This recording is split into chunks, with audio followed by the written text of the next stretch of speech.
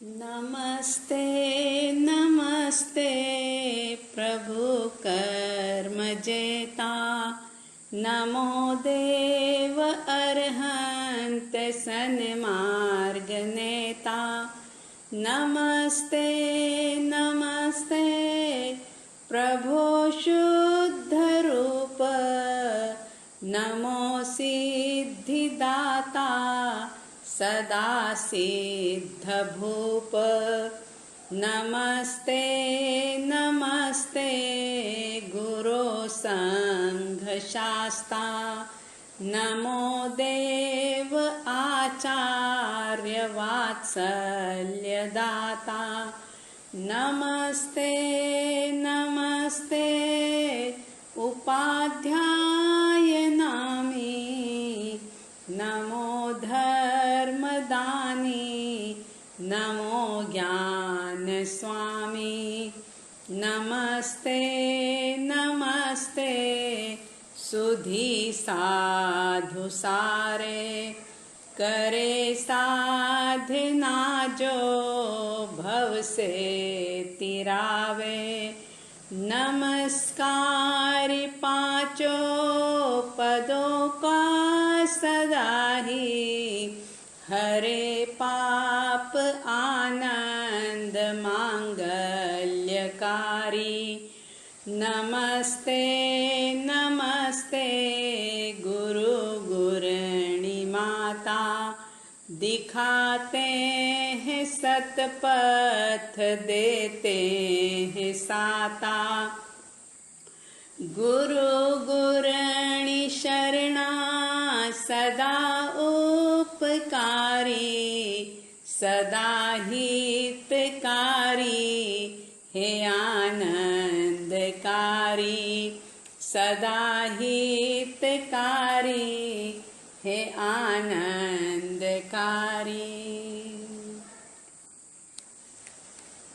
आचार्य पूज्य श्री मानतुंग सूरी जी महाराज के द्वारा रचित ऐसे भक्तामर स्तोत्र की चर्चा चल रही है। 2 श्लोक संपन्न हुए। आइए आज हम तीसरा श्लोक देखते हैं। तीसरे श्लोक में आचार्य श्री जी ने कहा, बुद्ध्या विनापि विबुधार्चित पादपीठ, स्तोतुं समुद्यतमतिर्विगतत्रपोऽहं,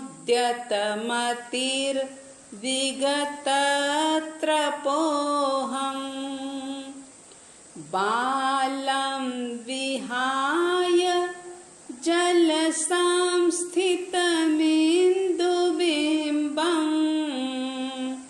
मन्यः क इच्छति जनः सहसा ग्रहीतुम्। विबुधार्चित पादपीठ, ये जिनेंद्र परमात्मा का संबोधन है। विबुध अर्चित पादपीठ, विबुध का अर्थ देव भी होता है, क्योंकि आप जानते हैं एक शब्द के कई अर्थ होते हैं। तो विबुध का एक अर्थ देवता होता है, लेकिन यदि हम विशेष गहराई में जाकर के देखें तो विबुध का मतलब विशिष्ट लोग, विशिष्ट बुद्धि के प्रतिभा के स्वामी, जो बहुजन होते हैं, बहुत सारे लोग होते हैं, उनको भी विबुध कहा जाता है। तो आचार्य मानतुंग सूरी जी महाराज कह रहे हैं कि विबुधार्चित पादपीठ, अर्चित का मतलब होता है पूजित, और पादपीठ का मतलब होता है पैर रखने का आसन, चरणासन जिसको बोलते हैं। तो हे विबुधार्चित पादपीठ, यानी कि विबुध देवताओं के द्वारा और विशेष प्रकार की प्रज्ञा के स्वामी ऐसे अनेकों लोगों के द्वारा पूजित है पाद पीठ जिनका, चरण रखने का आसन भी जिनका, देवताओं के द्वारा और विशेष प्रज्ञा के धनी ऐसे विशिष्ट लोगों के द्वारा जो पूजित हैं, ऐसे जिनेंद्र परमात्मा बुद्ध्या विना अपि, बुद्ध्या यानी बुद्धि, विना अपि यानी नहीं होने पर भी, स्वयं की बात कर रहे हैं मानतुंग सूरी जी महाराज, और वो कह रहे हैं कि बुद्ध्या विनापि, मैं बुद्धि से रहित हूँ, मेरे पास बुद्धि नहीं है, अपि यानी भी, बुद्धि नहीं होने पर भी। स्तोतुम समुद्यत मतिर, मैं आपकी स्तुति करने के लिए समुद्यत मति वाला हुआ हूँ, यानी कि बुद्धि से रहित होने पर भी मैं स्तुति करने के लिए तैयार हुआ हूँ, या यूं कह दूं कि स्तुति करने के लिए तत्पर हुई है बुद्धि जिसकी, ऐसा मैं। और क्या बता रहे हैं अपने बारे में, तो उन्होंने कहा कि विगत त्रपः, विगत यानी कि रहित होना, और त्रप का मतलब होता है लज्जा, जिसको हम हया कहते हैं, शर्म कहते हैं। इतना समर्पित भाव है आचार्य श्री जी का कि वो अपनी खामियां, अपनी कमियां, अपनी कमजोरियां परमात्मा के चरणों में बिल्कुल ईमानदारी के साथ रखते हुए कह रहे हैं कि जिनका चरणासन भी देवताओं के द्वारा, विशिष्ट लोगों के द्वारा पूजित है, अर्चित है, और मैं तो बिल्कुल बुद्धि से रहित हूँ, बुद्धि से विहीन होने के बावजूद भी स्तुति, ऐसे परमात्मा की स्तुति करने के लिए तत्पर बनी है मेरी बुद्धि। और विगत त्रपः यानी कि मैं लज्जा से भी रहित हूँ। तो फिर उदाहरण दिया कि जल संस्थितम, यानी कि पानी में पड़े हुए, जल में रहे हुए इंदुबिंब,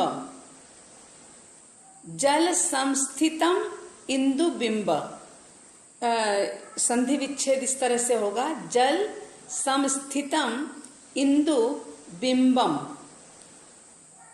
पानी में रहने वाला, पानी में दिखाई देने वाला इंदु यानी चंद्रमा का प्रतिबिंब। जब पानी में चंद्रमा का प्रतिबिंब दिखाई देता है तो बालम विहाय, बालम, बाल का मतलब होता है अज्ञानी, और बाल का मतलब होता है बालक, बच्चा, अबोध।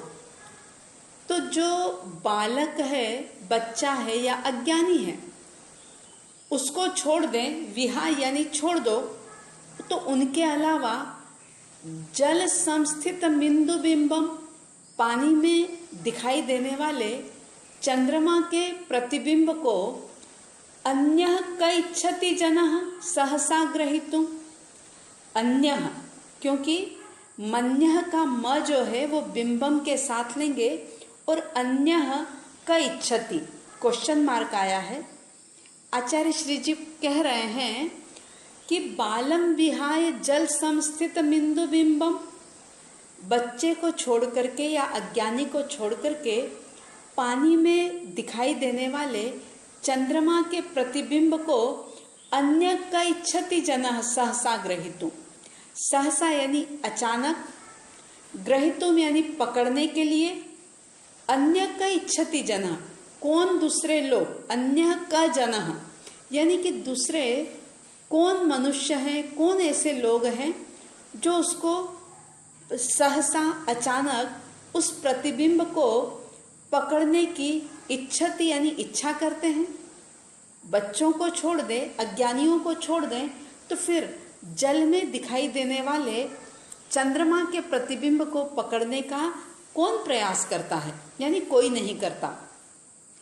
तो उनका कहने का भावार्थ इस प्रकार से है कि मैं बुद्धि से रहित हूँ और साथ ही साथ लज्जा से भी रहित हूँ। लज्जा से रहित इस अर्थ में कि मैंने पुद्गलों के कारण से, पर द्रव्यों के कारण से अपने अस्तित्व को भुला दिया, परमात्मा को भुला दिया। मैं इन सब चीज़ों के अंदर ही लीन बना रहा। मैंने अपने आत्म स्वरूप का भी विस्मरण कर दिया और फिर भी लज्जा त्याग करके ऐसा मैं आपकी स्तुति करने के लिए तत्पर बन रहा हूँ। और आप कैसे हैं कि आपकी तो बात अलग है, लेकिन आप जिस आसन पर अपने चरण रख करके सिंहासन पर विराजमान होते हैं, वो आसन भी कई लोगों के द्वारा पूजित है, अर्चित है। और साधारण लोग ही नहीं, सिर्फ प्रज्ञाशील मनुष्य ही नहीं, लेकिन देवी देवता, इंद्र नरेंद्र आदि सभी उस आसन को पूजते हैं।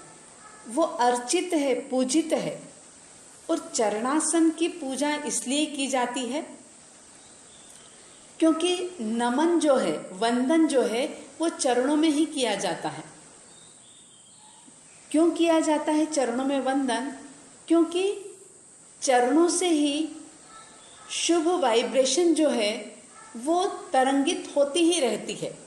और इसीलिए जो भी पूज्य होते हैं, गुणवान होते हैं, परमात्मा होते हैं या गुरु होते हैं, उनके चरण हमेशा से ही पूजनीय होते हैं।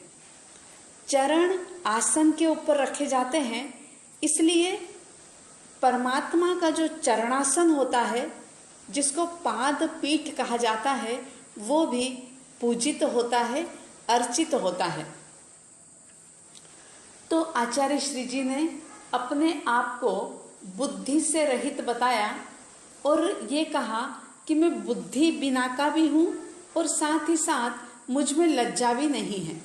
तभी तो मैं ऐसा कार्य करने के लिए उद्यत हुआ हूँ कि आपके इतने सारे गुण हैं और मैं बिल्कुल बुद्धि से रहित होने के बावजूद भी लज्जा त्याग करके आपकी स्तुति करने के लिए मेरी मति, मेरी बुद्धि उद्यत हुई है, यानी तैयार हुई है। तो इस श्लोक का भावार्थ इसी प्रकार से है कि मैं बुद्धि बिना का हूँ और लज्जा का भी त्याग करके मैं आपकी स्तुति करने के लिए तैयार हुआ हूँ। और साथ ही साथ एक क्वेश्चन भी डाल दिया कि जल में, पानी में दिखाई देने वाले इंदु यानी चंद्रमा के प्रतिबिंब को बच्चे या अज्ञानी को छोड़ करके अचानक एकदम से कौन उसको पकड़ने की चाहत करता है? यानी कोई नहीं करता, लेकिन फिर भी मैं ऐसा कार्य कर रहा हूँ, ऐसा इस तीसरे श्लोक का भावार्थ है। आप सबके भीतर में परमात्मा के चरणों के प्रति, सद्गुरुओं के चरणों के प्रति आस्था का भाव बढ़े। आप भी परमात्मा के चरणों की पूजा करने वाले बने, भाव पूजा करें। ऐसी हार्दिक शुभकामना, मंगल कामना और प्राणी मात्र सुखी रहे, सबके लिए साध्वी द्वय की तरफ से ये सद्भावना। सुखी रहे सब जीव जगत के, कोई कभी न घबरावे। वैर पाप अभिमान छोड़ जग नित्य नए मंगल गावे। घर घर चर्चा रहे धर्म की, दुष्कृत दुष्कर हो जावे। ज्ञान चरित उन्नत करे अपना, मनुज जन्म फल सब पावे। मनुज जन्म फल सब पावे। इन्हीं सद्भावनाओं के साथ जय प्रभु आदिनाथ, जय गुरु आनंद।